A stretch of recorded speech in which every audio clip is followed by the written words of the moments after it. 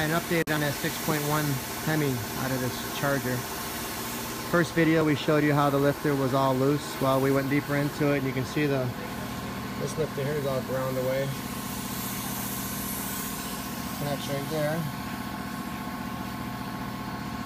Pretty bad. Pulled the whole engine out of this thing to get the camshaft out. Already had the heads off. So we're going to replace this camshaft, a new set of lifters, and hopefully this will be good to go. It's a pretty bad lifter there.